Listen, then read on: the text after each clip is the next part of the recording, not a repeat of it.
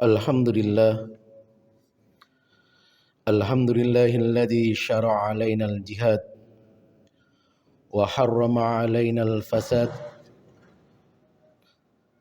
Asyhadu an la ilaha illallah wahdahu la syarika lah, syahadatan iddakharaha liyaumil mi'ad. Wa asyhadu anna Muhammadan 'abduhu wa rasuluhu ad-da'i biqaulihi wa fi'lihi ila sabilir rasyad. Allahumma salli wa sallim wa barik ala abdika wa rasulika Muhammadin wa ala alihi wa ashabihi hudatil anami fi anha'il bilad. Amma ba'd, faya ayyuhan nas ittaqullaha mastata'tum. Faqala ta'ala fi kitabihil karim, a'udzu billahi minasy syaithanir rajim. Bismillahirrahmanirrahim. Ya ayyuhalladzina amanu taqullaha wabtaghu ilaihil wasilah wajahidu fi sabilihi la'allakum tuflihun. Wa qala fi ayatin ukhra, ya ayyuhalladzina amanu taqullaha wal tanzur nafsum ma qaddamat lighad wattaqullaha innallaha khabirum bima ta'malun. Wa qala Rasulullah sallallahu alaihi wasallam, ittaqillaha haitsu ma kunta wa atbi sayyi'atal hasanata tamhuha wa khaliqin nas bi khuluqin hasanin. Sadaqallah wa sadaqa rasuluhul karim wa nahnu ala dzalika minasyahidin wal 'amilin insyaallah. Ma'asyiral muslimin wa zumratal mu'minin wal mu'minat rahimakumullah. Marilah kita senantiasa memanjatkan puja dan puji syukur kehadirat Allah Subhanahu wa taala atas berbagai limpahan nikmat dan karunia-Nya kepada kita semua, sehingga pada siang hari ini kita bisa bermuajahah, berkumpul di masjid yang penuh barakah ini untuk menjalankan ibadah salat Jumat secara berjamaah. Salawat dan salam semoga senantiasa tercurah limpahkan kepada junjungan kita Nabi besar Muhammad sallallahu alaihi wasallam. Beliau merupakan suri tauladan bagi kita semua, baik dalam ucapan lisannya maupun tindak tanduk perbuatan nyatanya, merupakan contoh bagi kita semua dan menunjukkan kita ke jalan yang benar-benar diridhoi oleh Allah Subhanahu wa taala. Ma'asyiral muslimin wa zumratal mu'minin rahimakumullah. Pada kesempatan ini saya selaku khatib berwasiat kepada diri saya sendiri dan kepada para jamaah sekalian, marilah kita meningkatkan ketakwaan kita kepada Allah Subhanahu wa taala untuk meraih derajat ketakwaan yang sebenarnya, di mana derajat takwa itu bisa kita lalui, bisa kita capai apabila kita memang betul-betul mampu untuk mengeluarkan segala daya dan upaya kita agar kita mampu mengontrol dan menguasai diri kita masing-masing. Sebetulnya Muslim yang kuat, Muslim yang kokoh, dan Muslim yang tegar adalah pribadi-pribadi Muslim yang dicintai oleh Allah dan Rasul-Nya. Kekuatan seorang Muslim, kekuatan seorang mukmin, kata Rasulullah, bukan terletak pada kekuatan fisiknya. Akan tapi innamasyadidu may yamliku nafsahu indal ghadabi. Orang yang kuat, orang Muslim yang kuat adalah orang yang mampu menguasai dirinya. Orang yang mampu menahan dirinya walaupun dia dalam kondisi marah. Pengelolaan terhadap diri kita sendiri, penguasaan terhadap jiwa kita sendiri, inilah sebetulnya kunci kesuksesan dan kebahagiaan diri kita sendiri. Oleh karena itu, musuh yang terbesar bagi diri kita dalam kehidupan dunia ini adalah diri kita sendiri. Kebahagiaan itu bisa diraih apabila kita telah men-setting dalam diri kita makna dan hakikat bahagia itu seperti apa. Dan itu tergantung pada diri kita masing-masing.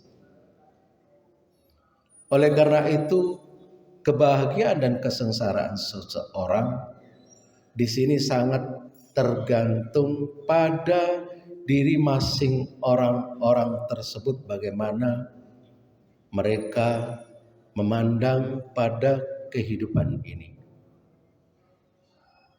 Bagi orang yang senantiasa didominasi oleh perasaan berprasangka buruk terhadap Allah Subhanahu wa Ta'ala, maka apa yang Allah tentukan bagi dirinya mungkin tidak ada benarnya.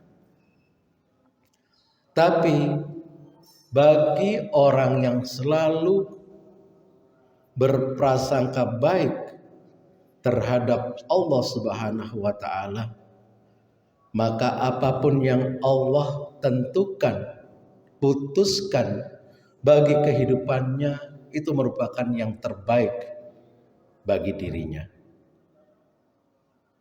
Oleh karena itu, musuh dari terbesar bagi kita semua adalah diri kita masing-masing.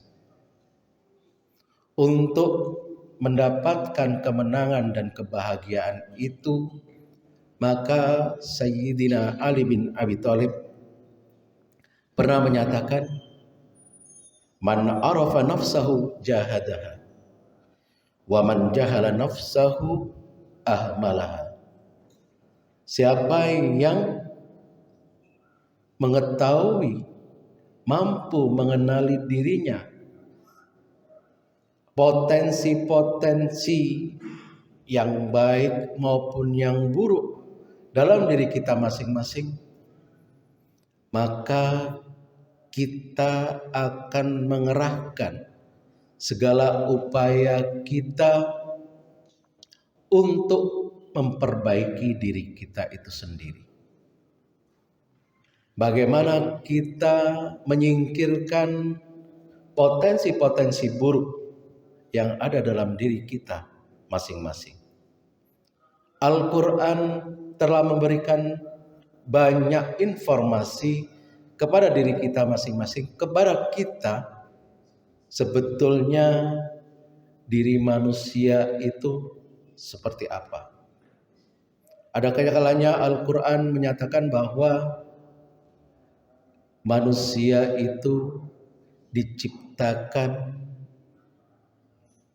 sebagai makhluk yang lemah. Karena memang nyatanya kita diciptakan dari air mani yang begitu hina.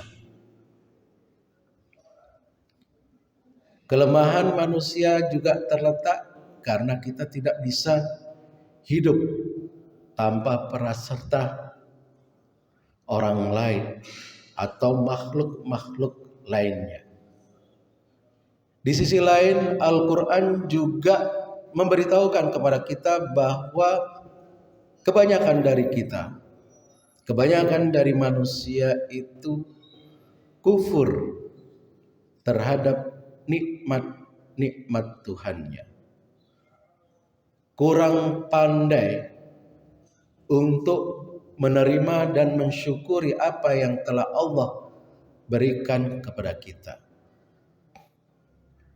Mungkin pandangan kita terhadap nikmat Allah itu hanya terbatas pada nikmat-nikmat yang bersifat duniawi dan materi belaka.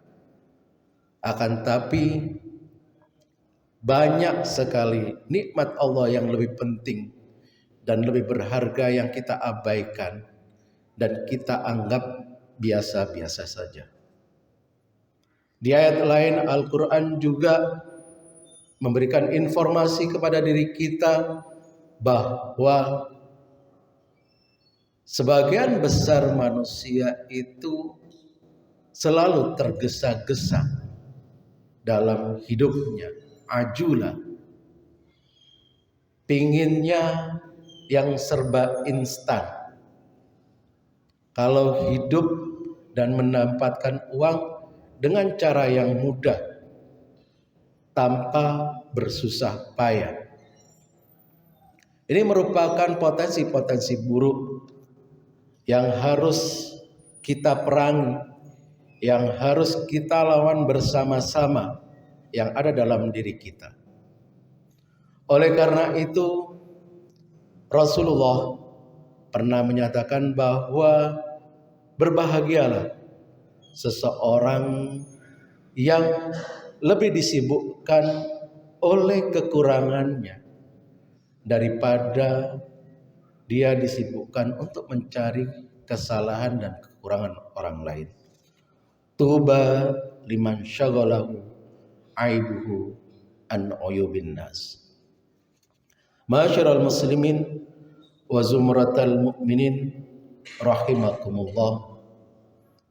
Ibadah puasa yang beberapa waktu lalu telah kita jalankan bersama-sama sesungguhnya ingin mendidik kita, membiasakan kita bagaimana kita bisa menguasai diri kita masing-masing.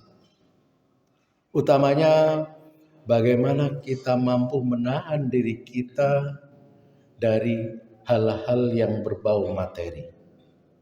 Di dalam puasa kita hanya dilatih oleh Allah Subhanahu wa taala untuk menahan keterkaitan kita dengan hal-hal yang bermateri itu dari terbitnya fajar sampai tenggelamnya matahari. Hal ini menandakan bahwa memang sejatinya manusia itu tidak bisa terlepas dan tidak bisa dipisahkan dari kehidupan materi itu sendiri.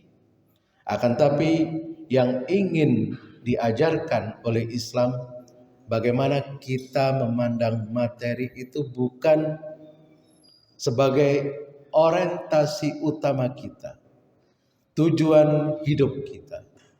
Materi dan hal-hal duniawi hanya merupakan wasilah, hanya merupakan sarana, hanya merupakan alat bagi kita untuk mengantarkan kita pada kehidupan abadi, kebahagiaan yang kekal, yaitu kehidupan dan kebahagiaan di akhirat kelak. Ma'asyiral muslimin wa zumratal mu'minin rahimakumullah. Penguasaan terhadap diri kita atau jiwa kita tidak akan bisa dilakukan tanpa adanya penyucian dari diri kita itu sendiri. Oleh karena itu, beberapa ayat dalam Al-Quran menegaskan bahwa kemenangan, kebahagiaan, kesuksesan, dan apapun itu yang menguntungkan bagi diri kita harus dilakukan dengan cara mensucikan hal-hal yang buruk, sikap-sikap dan sifat-sifat negatif yang ada dalam diri kita masing-masing. Dalam surat Al-A'la dan dalam surat Al-Syams, Allah berfirman, "Qad aflaha man zakkaha wa qad khaba man dassaha." Sungguh telah berjaya, sungguh akan menang orang-orang yang mampu membersihkan jiwanya, dan sungguh akan terpuruk orang-orang yang mengotori jiwanya, yang selalu memperturuti bisikan hawa nafsunya. Begitu juga di ayat lain, qad aflaha man tazakka. Maka berbahagialah bagi orang-orang yang mensucikannya.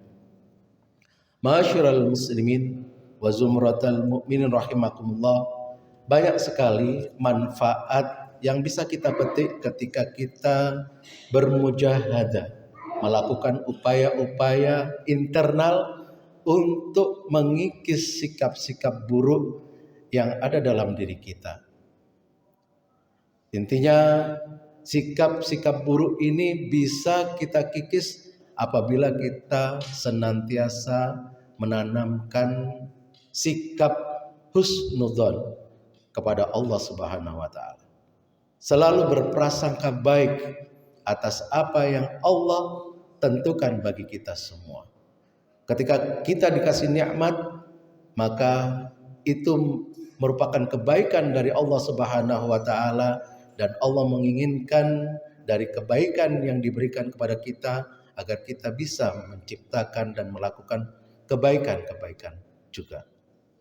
Ketika Allah memberikan kita musibah, itu merupakan yang terbaik bagi kita, karena di balik musibah tersebut mungkin ada pengajaran dan hikmah yang tersembunyi yang Allah ingin kuatkan kepada kita, agar kita menjadi manusia yang kuat, tidak mudah menyerah dengan berbagai macam keadaan. Dan puasa mengajari kita semua, marilah kita senantiasa biasakan dan senantiasa kita tanamkan tradisi-tradisi yang baik di bulan Ramadan dengan adanya ibadah puasa, dan dalam kehidupan kita sehari-hari di luar bulan puasa, untuk bekal bagi kita mencapai derajat takwa dan mencapai khaira ummah, sebagaimana yang dinyatakan dalam Al-Quran bahwa kita umat Muhammad ini dengan berbagai macam piranti yang ada, baik itu melalui Al-Quran maupun sunnah Rasulnya, sangat layak untuk menjadi umat yang terbaik dibandingkan dengan umat-umat yang lainnya.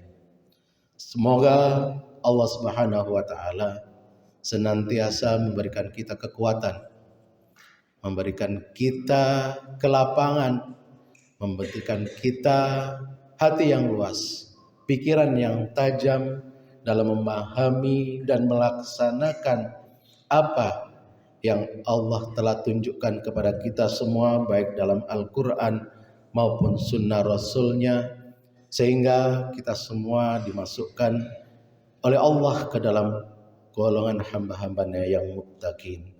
Barakallahu li wa lakum fil Qur'anil Karim, wa nafa'ani wa iyyakum bima fihi minal ayati wa dzikril hakim, wa taqabbalallahu minna wa minkum tilawatah, innahu was-sami'ul alim, wa qur rabbighfir warham wa anta khairur rahimin.